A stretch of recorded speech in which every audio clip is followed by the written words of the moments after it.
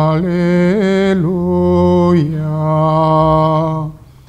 Chers frères et sœurs dans le Christ, Alléluia. Réjouissons-nous, célébrons, rendons grâce à Dieu en ce jour de Pâques, car le Christ est ressuscité.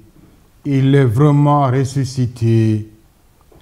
L'extrait de l'Évangile que l'Église propose à notre méditation aujourd'hui nous révèle que la fête de la résurrection du Christ est pour nous les chrétiens une invitation à la course vers la plénitude de la vie. La course vers les tombeaux, initiée par Marie-Madeleine, le grand matin de Pâques, à la recherche de Jésus crucifié et enterré, s'est soldée par le mystère de la résurrection. Cette course passionnée a été contagieuse. Elle a affecté Pierre et Jean, deux colonnes de l'Église. L'Église officielle a été ainsi mise en branle par cette femme de foi que la tradition chrétienne a nommée le 13e apôtre. Au bout de la course, c'est la vie qu'ils ont trouvée. La pierre qui retenait la vie a été roulée de côté. La vie qui était captive de la mort a été libérée de ses entraves. Le maître de la vie qui était mort est maintenant vivant et son règne n'aura pas de fin.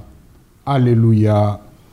Chers frères et sœurs, la résurrection du Seigneur nous concerne dans la mesure où elle ouvre l'espérance de notre propre résurrection. Malheureusement, chez nous à RD Congo, cette espérance est mise à l'épreuve par la situation tragique dans laquelle se trouve notre pays, où le spectre de la mort s'installe de façon durable depuis quelques décennies. Considérant le fait que la résurrection de Jésus est la réalisation d'une promesse longtemps entendue, d'aucuns se demandent si Dieu a oublié sa fidélité à RD Congo.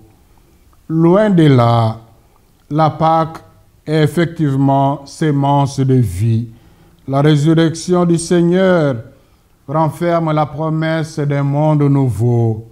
Cependant, cette promesse ne doit pas nous faire oublier combien est exigeante notre foi au Christ dans nos peurs, nos doutes, dans les souffrances et les tracasseries qui nous sévissent. Le Christ vient nous joindre en ce jour de Pâques pour nous dire qu'il est là vivant. Celui qui croit en lui, même s'il meurt, vivra. À nous de jouer notre partition. C'est à chacun de nous de mourir dans le péché et de se laisser couvrir par la grâce de la résurrection. À l'instar de Marie-Madeleine, de Pierre et de Jean, aujourd'hui, nos tombeaux peuvent devenir des lieux de la rencontre avec le Christ ressuscité si nous nous ouvrons à lui. C'est notre tour de courir, c'est-à-dire de nous affermir dans la foi, l'espérance et la charité. Devenons des hommes nouveaux et le Christ ressuscité habitera en nous. La RDC, ce pays abondamment servi par le Créateur pour que ses filles et fils vivent dignement, sortira de son état grabataire actuel si et seulement si ceux qui le gouvernent le font dans la crainte de Dieu en ne visant que le bien de tous et non les intérêts personnels. En cette année électorale, la responsabilité de chacun de nous est engagée pour faire des choix judicieux, objectifs, des personnes capables de former des coalitions, non pas de prédateurs, mais des hommes prêts à se sacrifier pour servir Dieu en servant le prochain.